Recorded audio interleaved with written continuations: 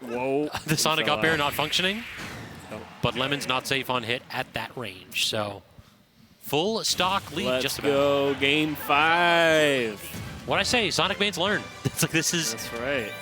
They always seem to adapt and force the game 5s. It seems like they're the hardest character to like just straight up 3-0. Could be because they get the most time to like see what happens in neutral. Is that what it is? Yeah. I think they just are smarter than everybody else. They did pick a top tier, so they're smarter than me. Yeah. I hate to say it. Yeah, all you other players are not as smart as Sonic players, in my opinion. They're the smartest. Sorry you had to hear it from me. I think that I can hear the comments on YouTube already. Dude, I'm so wanting to ignite somebody's flames. There's going to be a lot of like very pro and very con Sonic players on the VOD. That's great. All right, so game 5 here. What do you think that MegaAntMan needs to do to like prevent this reverse 3-0? I know this isn't very analytical, but he needs to lock in, okay? I was saying it before. I've watched him do it. He needs to lock in. I think you're like absolutely correct.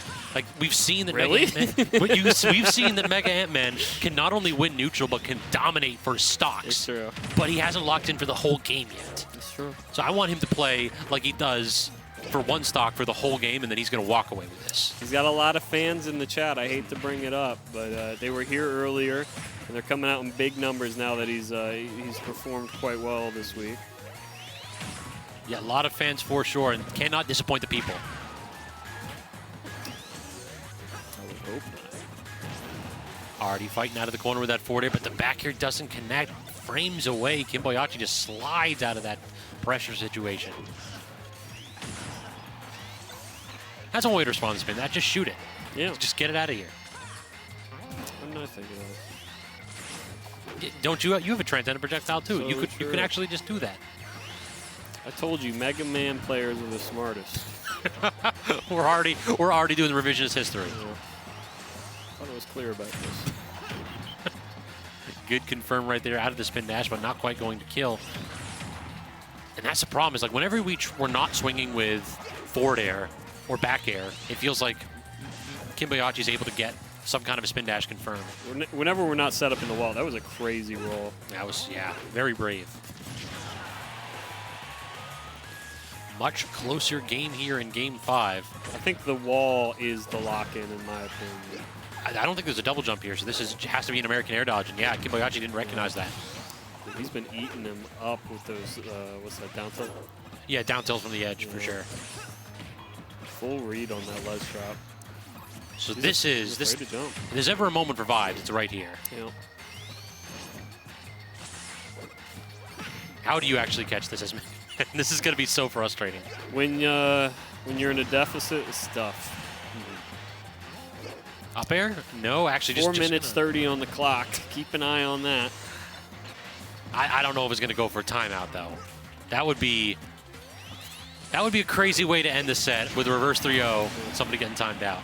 Instead, 46% extra credit here, so Kimboiyachi Oh boy. building He that caught the lead. jump. Good God. As soon as I say 46, looking to go ahead and extend. Oh, no. He choked in the worst possible situation. Yeah. He like, you saw that Kimboiyachi was charging, and MegaAntMan tried to challenge it. And the spacing was ever so slightly off. Just don't be greedy in that position. What's the opposite of locking in? Locking out. Falling out. All right, if there's ever a moment for one of those 0 to deaths, it's got to start right here. Cannot count out this Mega Man, but it does feel as though Kimboiyachi this has been all him. Nope. The second he air dodged into that F smash, it was over, I'm afraid to say. The second you didn't finish the 3-0, it was over. The Sonics are the king of reverse 3-0s. I think the second he let Kimboiyachi win game 5, that it was all over. Very true, Po. Very true. Yeah, it's always good to see you. It's a little sparse this week. I don't know if you noticed. Yeah, we had a couple folks that made a carpool up to New York. I think Squid and Nick and all I them. figured that was the case. Yeah, I mean, I hope they're having fun, abandoning the local scene. Exactly. Leaving us to rot. It's fine. I'm not upset about it. I think they're having a good time. Well, I mean, you've got something to be happy about, and I think you're you're wearing it right there. I know. I'm looking forward to seeing how your boys do, how the birds do. That's right. In the next couple weeks, huh? Let's go birds. That's right. The Eagles like just absolutely collapsing, yet the Ravens rising up. Ravens. Dropping. Man. How many points did they drop on Miami, by the way? Oh, it's too many to count, I think. Everybody talked that up as like, this is going to be a shootout. This is going to be a crazy game. Absolutely not. You're going to indulge us in football for a second. Sorry, chat. Yeah, man, I got nothing. Sometimes it's tough to be. The toughest place to be as a sports fan is one that can't complain. And boy, I can't complain right now. There you go. Nothing but good stuff. Everything's clicking, so we're probably going to collapse. But even if we epically fail in the playoffs, I can't be upset. I had a blast this year going to games. Absolute blast. Some of the most fun games I've ever been to. Yeah, it's a fun team. And it's been a great year for me. How's the year been for you? I mean, 2023 was fun. I did a lot of work, which was the downside. It was a grind year. Yeah, my job was killing me. But hoping that 2024 you'll see me a little bit more in commentary. I'm going to try to travel a little bit more. All right. See if I can't find a couple events out of region. Do you indulge in New Year's themes? Resolutions or anything like that? Or Nah, it's like like the Zodiac theme of the year? The kind Year of of. the Dragon nonsense? It's more vague than a resolution. It's like Gotcha. you want something to be better over the course of the year, so you keep that in mind. Gotcha. You know what I mean? What's yours? Oh, I haven't thought about that yet. Ooh, okay, there we go. Putting me on blast here. So I don't know. So like last year was change. Mhm. I wanted to, because I felt like the year before things have been too stagnant. I needed to get out there and change things. And you know what? I think I took some risks, and don't want to brag. It paid off. Good to hear. Good to Yeah. hear. Yeah. How about you? For this one, I would say for 2023, definitely was a year for the grind. Like Year of the grind. lot of the work that I did, change in my position. So I had a lot of research that I had to do, and yeah, that was difficult, but I think that the results were decent. So if it's strive for year 2023, I guess 2024 is just gonna be a thrive year. Thrive year. Okay. Maybe, I'm not going to pick your theme for you. Maybe a relax year. Is that a thought? I'm very bad at that. Okay. Though I did end the year doing exactly that. I went to visit my family down in Florida, just sat out by the pool, drank, and read. That's my entire holiday break. That's nice. You know what? I'm going to say something I never thought I'd use. I would never think I'd ever say, old me. Relaxing's overrated, If you're not spending your spare time building a bridge. So true. If you're not going to the forge crafting your own cutlery, what are we doing? True. Probably something more productive, but the point is, I feel like when COVID happened, maybe you'll agree with me, I had all the relaxing I could ever have for a lifetime. Mm-hmm. If I never touch a computer ever again, I'll be happy. Dead and happy. True. I don't need to sit in my office, watching Twitch streams. I don't need to do that anymore. But everybody Thanks who's at for home, being here, guys. Exactly. Everybody who's at home, don't you go anywhere. Don't go Because anywhere. We got a banger. We got a banger coming up. Electrode versus Kimboiyachi. So this is an interesting one. I know that Kimboiyachi's taken this a couple times, but I believe that Electrode has the set advantage overall. I'm going to double check that on my side. I would definitely believe you if you told me that out loud. Yep, 5-4. So it's close. And we could see Kimboiyachi tie it up here, but Electrode Lifetime definitely has a solid grip on it. And we're kind of seeing why, is that Sonic can spin dash quite a bit there and try to use his momentum to just run around Zelda's tools, but Knight's big. Where do you actually go? No, I think Sonic has got a good matchup here. He's fast. He is, in fact, very fast. Yeah. He does run around at the speed of sound. I'm thinking about Zelda, probably slower, I think you might be right there. In coverage, I just don't see it. Yeah, I don't have the frame data to back you up on this, but I think you're right that Zelda's slower than Sonic. Maybe zone coverage, but man, gonna get beat every day. Yeah, that is, Zelda is trying to play zone, Yeah. and Kimboiyachi trying to play man-to-man. That's right. Different philosophies in their defense right here. Trying to land that back here, but not going to claim the stock. Neither one of them able to connect right there. So You know what bothers me is I know, football's the most hated sport for nerds, I guess. That's just what I suspect. But it's the nerdiest sport. baseball's getting up there, man. There's a lot of analytics in baseball these days. Baseball is... Like from a team building standpoint, like Yeah. building a roster, yes. But from a strategy standpoint, I hit ball. I Yeah, throw ball hard. Exactly. Football is so dynamic, you know. True, you got to think about like where a player's going so that you can hit them as hard as you can. Oh, okay. You know what? Big linebacker fan. Big linebacker fan. You know, I respect that actually. Yeah, Roquan Smith is phenomenal. Yeah, he's pretty good. I like him. I don't know how I feel about them allowing them to have the number 0. I hate that so much. You dislike that? Yeah, very much there. It makes it's harder for like folks at home, stupid folks like me, to think, is that the cornerback? Is that the safety? Is that the linebacker? I agree, but it is kind of hard. We are running out of numbers. There are a finite number of numbers. Just go triple digits. Fractions is my thoughts. Oh, good idea. Decimals. Exactly. I want to see 55.5. 55.5. Spe- Nothing but rock. That almost killed an 80, but great DI from Kimboiyachi. That one Boy, he certainly got smothered. is. Yeah. And as we sit here and talk a little bit about sports, Kimboiyachi kind of running into a little bit of a difficult problem right there. How do you actually crack the nut that is Zelda's defense? That wasn't your best. Yeah, I know. What can you do? I tried to transition right there. I was like, he's got this. I have a limited number of words that I can use. So dumb. So yeah, this is definitely a difficult one. We kind of saw that like Kimboiyachi was trying to use the platforms to like just get a little bit more verticality to work around the knights, but it just felt like it didn't work. Electrode was really doing a good job at just spacing around that and then using hitboxes to cover platforms.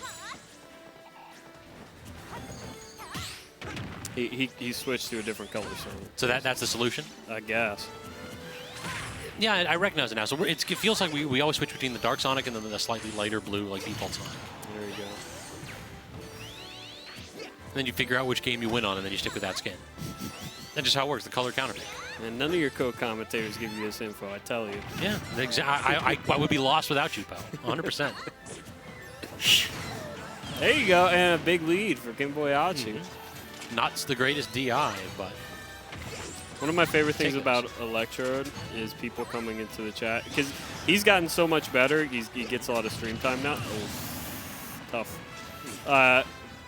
And I love that he holds the Joy-Cons up. so that people to can the see screen. that he plays with Joy-Cons. So Yeah. that anybody new who comes into the stream goes, is this guy? Yep, Using Joy-Cons? he sure is. I want to let everybody know there's Zelda-themed Joy-Cons. You know, They are, yes. tough. Duffed. All right, so that lead that Electrode had tried to erase with the early stock right there, gone yet again as Kimboiyachi is landing these clutch forward smashes.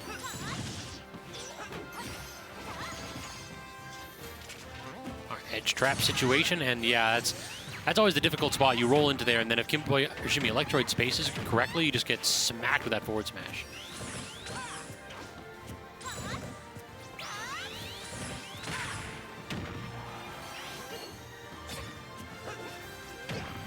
Funny thing is, I don't think any of these games are going to go to time, even close. No, not at all. I feel like if Kimboiyachi is the one you think is going to take it to time, but no, in this matchup, you're not going to give Zelda the opportunity to camp. You have to play like a zone breaker. Yeah. That is the weird thing, Sonic versus zoners. Well, certain zoners, it's his quickest matchups. True, yeah. Unironically correct on that one. Yeah. It feels like people always know Sonic as this like super defensive character, but against characters that have the camping tools, he's not camping. He's being a zone breaker. He's using that dash speed and the spin dash to just get in immediately.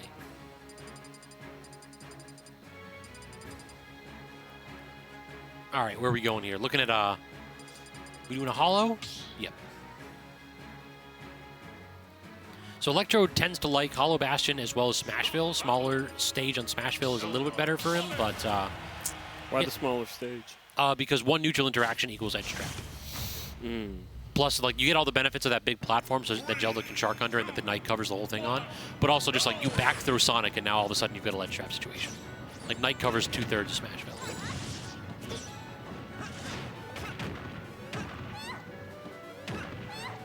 Just simply keep back airing. All right, no, we're going for the forward smash instead. I'm so glad I got a couple Electrode wins under my belt before he got good. He just has to hold that now. Yeah, he's got to hold that. He's got to hold that F smash. Hey! Yeah, exactly. There you go. I got this. So you know who Electrode never going to win over, actually? Like, I looked up the records for, like, most commonly played players. Sleepy. It was not Sleepy. It was ZD. Okay. Electrode is 0-23 against ZD. Oof. That's tough. True. So we got to get that money match going. Now that Electrode's like a PR threat and ZD's kind of semi-retired, we got to bring that back. It's like, got to get the grudge match going. Got to get active on Twitter.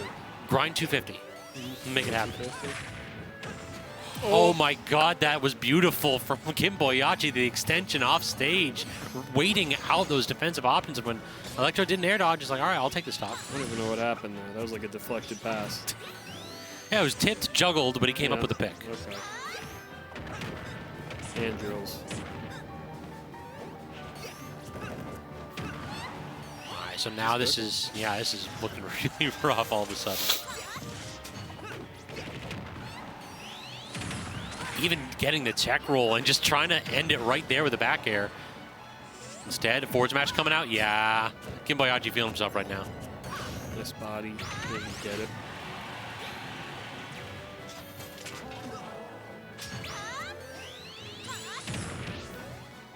Waiting out the invuln on neutral B and not dropping his shield. Electrode was 100% trying to bait out a jump so you can get the up air. Not biting was Kimboiyachi. Completely taking the momentum. What happened? Yeah, game one looked pretty good. Now all of a sudden, Kimboiyachi's completely flipped the script.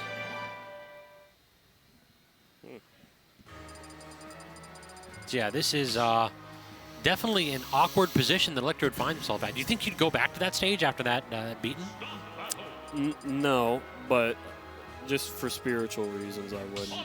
The karma's wrong. Yeah, he's too logical, though, so he's going back. Yeah, you got to recognize that some of these stages have bad feng shui. Oh, yeah. And just, all right, so yeah, there we go. We've gone to a different stage. You can't put the bed by the door exit. That's what I know. That's correct? Yeah.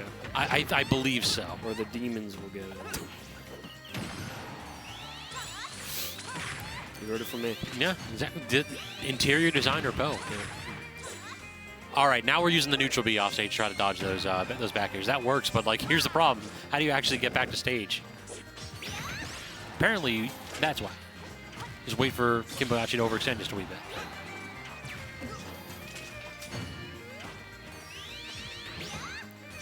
That was an optimistic forward smash. The dude's halfway stage away. Like, definitely going to homing attack into me. I know enough about Electrode to know that there's massive innovation going on in that head right now. He's adapting hard, but please don't ask me what the adaptation is because I haven't the slightest clue. He's there's another Zelda main that does that to me all the time, which is 17.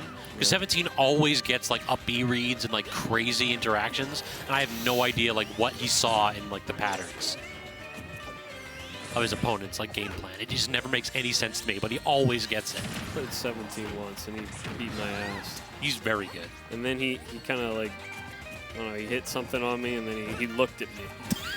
That's the power move right there. It's like, you know that combo's good, don't you?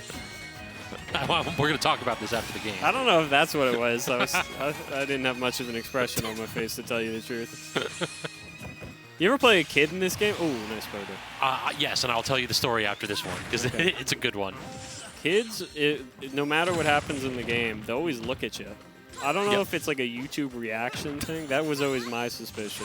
So, like, I'm going to have a big reaction on my face. Just waiting for you to just like... Whoa! Yeah, exactly. That's hilarious. Is he plus on that? If that's the case, that's sick. That looked like it was purposeful, and maybe he's actually plus in that situation, depending on It's the... like the Min-Min. True, yeah. So you see him charge in full stage, simply launch yourself at them. Stage counter pick doing really well for Electrode, too. Like, you can just set up the knight, run forward, and then if Sonic wants to challenge you, he can, but really, Kimboiyachi is going to the corner, going to the edge. Yeah, good back throw in that spot. I'm hoping for a game 5 here. We might very well be getting it, but I ain't counting out Kimboiyachi quite yet. I haven't had my fill.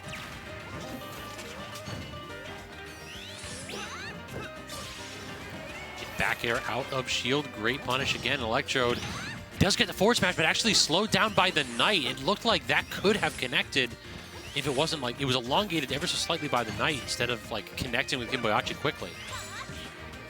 I love it when a game plan degrades to its basic element. More Knight. Yeah. More spin dash. More Knight, spin dash back air, spin dash back air. Wow. It worked again, but I think it was a little bit too far away to get He's got to let that go, too, at the right time where he's going to get hit. True. Oh, you're dead. Oh, he missed the spacing. Good call, though, Poe. That definitely would have killed if it connected. Now we're getting the parry on that, and he actually got the spot dodge read, too. You called the game 5. There you go. I wanted the game 5. All right, is it story time? Oh, go ahead. So I have played kids before in this, but the funniest story I've ever had was like one of the earlier Smash Cons. There was a kid in my pool. I was a Mario man still at the time.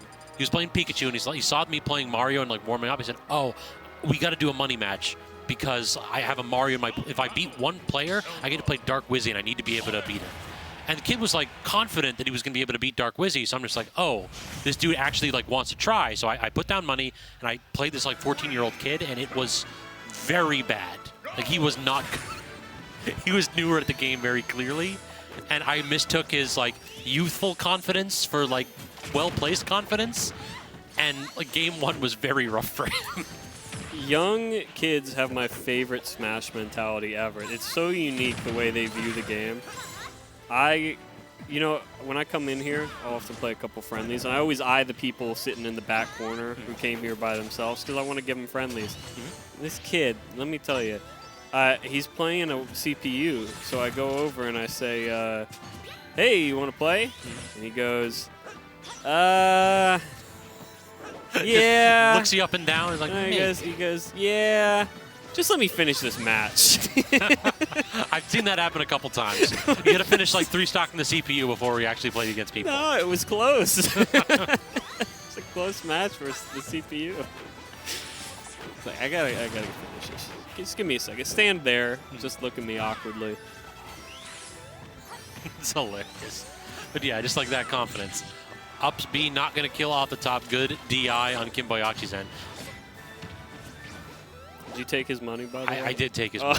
He shouldn't have put it on the table. I just thought Listen, about business that. is business. How much was it? It's like a $5 money. Oh, okay, I'm not taking 150 for him. I think he wanted to do 15. I'm just like, let's start with 5. I usually don't do money matches, but he really wanted practice, so I locked in. Now, did you not do get back here? Did you not do $15 because you thought he was good? No, I said let's do a couple, and I didn't want to like waste money. I hate money matches. I don't like wasting money. I see.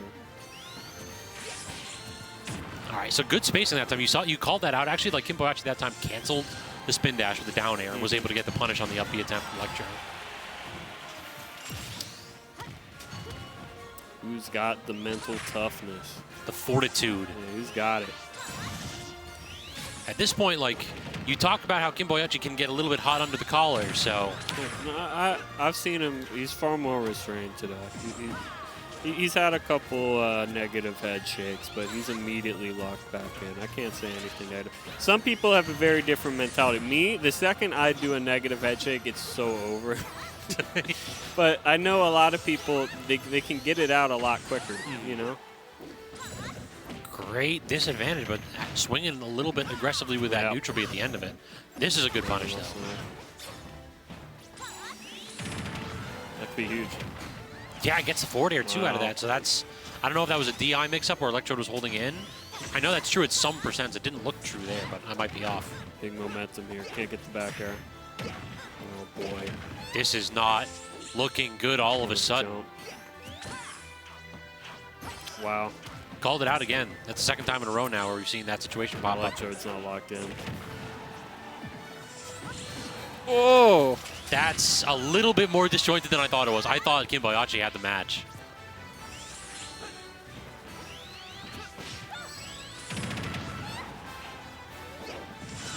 Wow. Yeah, this is... You're done. Oh, that does manage to DI that one properly. But the platform drop back air means that Kimboiyachi with a pop-off claims it a nail-biter for Game 5. good game, Kimboiyachi, second place finish at the very least. Guaranteed a spot in Grands. I was talking like earlier about how great it was that he made top 8. Well, what do I know? He's Not top content. 2. Not He's content in top 8. Yeah. Hey, I hate to bring this up on you, but I gotta head out. It's too late for me. Too late for my old soul. Well, it's always a pleasure. Oh, It's always fun cast with you, Bob. I appreciate it. Of course, I would have been out of this building if you weren't here. Trust me. Well, I appreciate you stopping by. Of course. And yeah, here's to another couple good sets in the near future. Oh yeah. How about here's to a good year? You True. know? Here's to 2024. That goes for everybody out there too. If you're listening to this, have a good 2024. It's a fresh year. And just before I go, I need to cut this camera away. So just give me a second. No, I'll bring work on it. I'll work on it. We're developing the power still. I'll work on it. All right, thank you for stopping by. Oh, my bad. You got to show something? All Show right, the all crowd. right. Aw. There we go. Happy New Year. It's packed at Xanadu for this grand finals. Actually, there is a bit of a Happy New Year now that I think about it. So did you hear the news about Laurel Park? What news? They were thinking about closing it. I did hear that. It was on the news, chopping block, but there's a proposal before the one going before the legislature to move Preakness here for a couple of years while they renovate the other spot, which means we'd be here till at least 2027.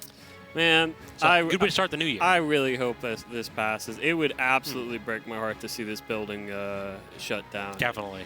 It's so unique. You're not going to get places like this anywhere in the world. It's bizarre. I don't know what's going on with the architecture half the time in here, but you can just, kind of wander around sometimes. Very characterful. Very characterful. So much character. And dare I say, culturally important. Certainly. Yeah. Not just to Xanadu, not just to, the people here, but to the state of Maryland, I dare say. And I'm going to leave you with that. It would break my heart to see this place go, so I'm rooting for this to pass, at least for the next 4 years. Plus, Brig would be out of a job, and I would hate to see him on the streets. True. True enough. We have to think about the production crew. All right, that's enough for me. All right, thanks for stopping by, Bo. Have a good night. All right, always fun commentating with Poe. And now we got the solo cast for Grand Finals. And we're going to have Sonic versus Min most likely. So buckle up, y'all. I'll be keeping you comfortable, hopefully, for the next, hopefully, less than an hour.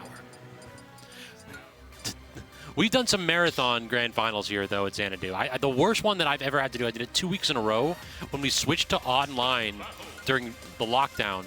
We had Jerry versus MJ, Rob versus Joker, and both sets, it went to game 10 both weeks in a row. The VODs are like an hour plus. So when it comes to long sets, I have a little bit of an experience. But we'll have to see how long this one lasts here. Pink Fresh stepping up to the plate against Kimboiyachi. And this matchup, I genuinely think, isn't really that bad for Sonic. A lot of Sonic mains, I've heard complain about this, but this is a character that, if Pink Fresh commits to anything, your initial dash distance covers so much, and your run speed is so high, that you can claim a ton of space. Yes, your character lacks disjoints against Min. Of course, that's going to be difficult. But I don't think it's as bad as a lot of Sonic mains say it is.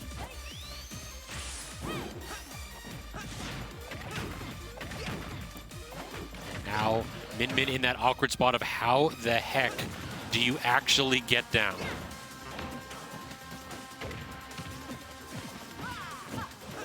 Forced in the corner, good use of the forward air there, and now off stage with the spring, and I think that's just dead. Yeah, no double jump, and you cannot air dodge in that position. Another great tool that this character has, and it's Puck.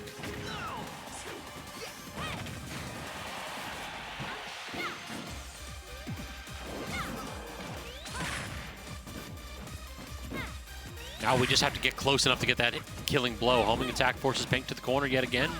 Goes for the punish on the standard get-up and does not connect. Always a difficult spot.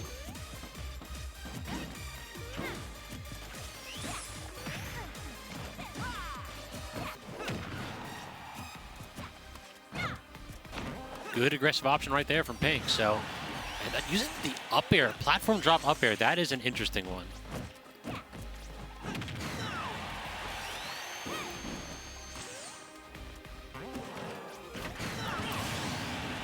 Dragon alone enough to do it there. At 89, we do have to worry. Like, this is in the corner. Back air can force a situation where Kimboiyachi can abuse the lack of defensive tools off stage, and that's what we're trying to get right here. But Pink, actually, that Ram saved the stock until Pink misses the tech.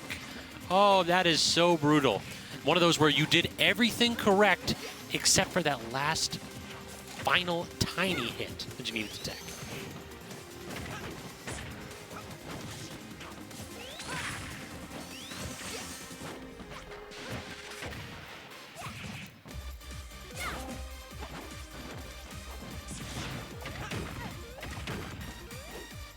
Carrying Pink Fresh up high and continuing the combo. This disadvantage state has been so difficult for Pink's Min, but just grabbing the spin dash. Beautiful option right there from Pink. Pink's, like, that's what separates Pink from a lot of upcoming Min players, is that this dude is just stone cold getting those grabs on reaction.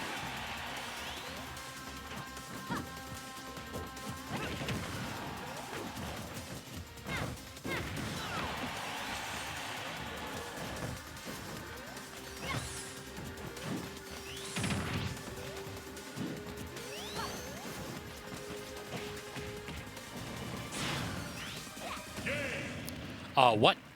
I did not think that was going to kill. All right, well, that is an unfortunate offstage moment right there for Pink, but a 2-stock victory for Kimboiyachi.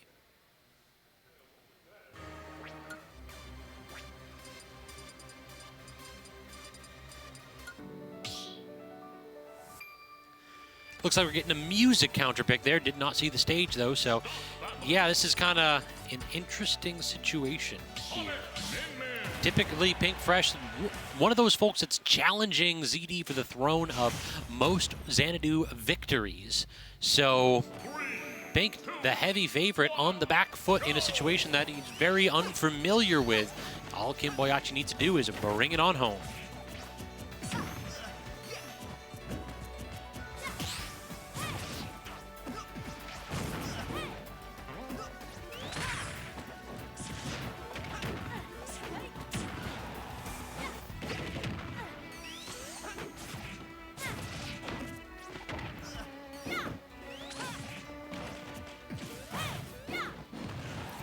Barely actually snapping away Sonic's ankles with that Dragon Laser.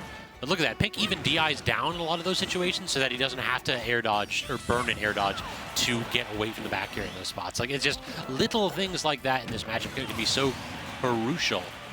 And now Pink Fresh has the opportunity to play with the lead, so now Sonic has to go from Zone to Zone Breaker. And we'll have to see how Spin Dash interacts with these out-of-shield up smashes versus just arms in general. 1-2, but rolls through the second one. You can hold down in a lot of those spots if you're not getting hit with a strong hitbox. And yeah, it doesn't necessarily force attack at low percentages. Basically, it's not true at like mid-distances if you don't get clipped with a sweet spot.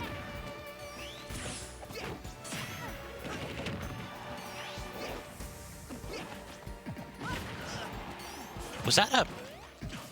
It was like one of an odd aerial right there. The Rammer Dragon didn't just seem to render that well. You could barely actually see if it was like a forward air or back air that he was using in that spot. But regardless of the aerial that Pink Fresh used to get out of disadvantage, he was able to get that Megawatt to connect and claim a 2-stock lead. And this is quite the reversal all of a sudden. It looked like Kimboiyachi was locked and loaded here, locked in and ready to go ahead and ride this to a bracket reset. But Pink making it a lot harder here, game 2. And Megawatt is out too, so this is, we are ready for that kill here. Pink Red doesn't want to play around no more.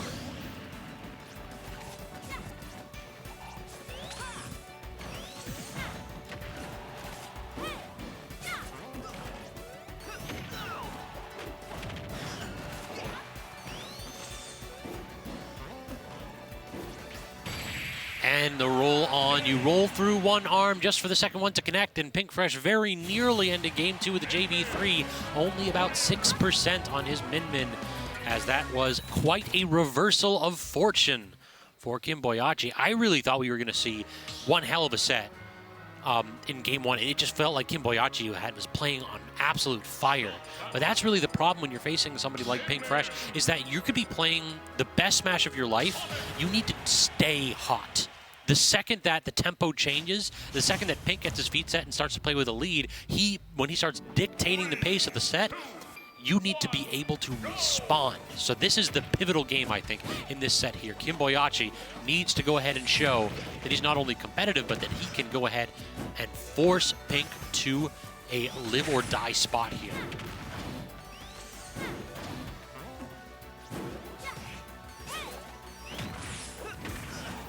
Neutral air to break out of disadvantage, but good use of the neutral air dodge from Kimboiyachi, just not having to deal with that up B.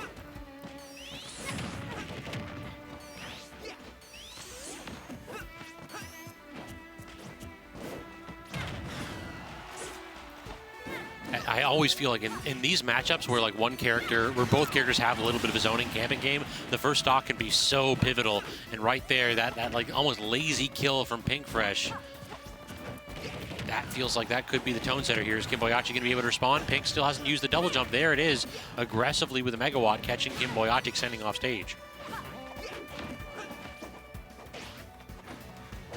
Rolled through the grab. I didn't think that Kimboiyachi was going to get behind Pink Fresh. Thought that might have actually gotten intercepted. Dash attack, that's aggressive from Pink, and this is no punish though from Kimboiyachi. That is awkward. No, don't die like that. Thank God. Magnet hands plus the air dodge up, saving Kimboiyachi. That was that no way was that down air designed to kill Kim in that position.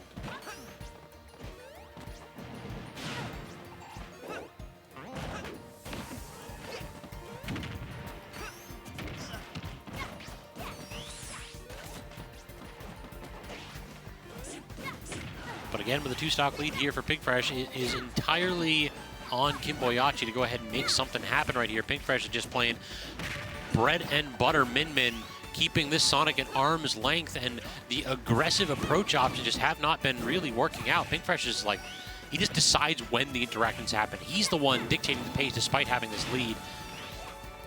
Like, the aggression just has to start working out. Finally, offstage, Kimboiyachi claimed the stock. We're going to see a little bit of that and more, because this is at the point where, like, yeah, any kind of a charge on that Megawatt will claim the stock. Good homing attack right there. Still trying, oh no. Yeah, that was one of those where Kimboiyachi landed and tried to input a move. Most likely he was hitting up, because he went straight up when Pink Fresh got that Megawatt out.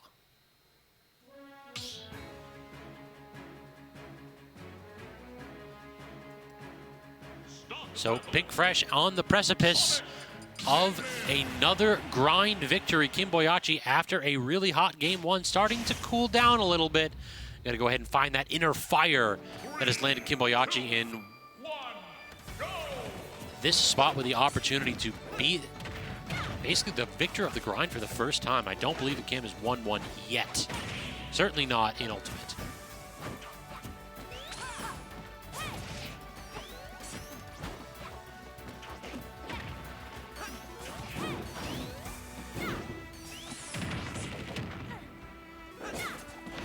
Kimboiyachi had the right idea with that forward air. If that connected, Pink Fresh was dead, but actually just clanking with the arm that Pink had tossed out. So opportunity slipping through his fingers, but you can't let those get to you.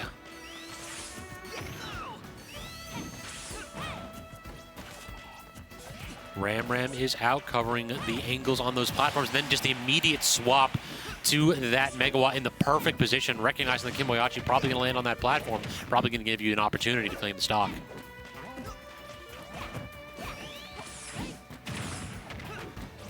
Falls out of the up air, and that's always the one that Sonics complain about. They do have reason for it. That up air sometimes just does not function properly.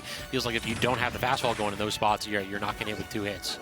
Pink, again, offstage is so slippery, but the air dodge in actually puts him in just enough lag so that he's unable to fire off a second up B to claim that ledge. So Kimboiyachi, bit of a favorable interaction off stage, and now we are back in this. But this is the problem. Like, I feel like Kimboiyachi's game plan, he doesn't have an answer when he has a slight lead. Because look at that. Like, he backed off. He dash danced away on the platform, and that's the one opportunity he had to like try to press and claim space. Instead, he backed off, and Pinkfresh turned that one dash dance into a stock. If your reaction is to run away against Min Min, sometimes it's going to come back to bite you, particularly when you're putting yourself in the corner.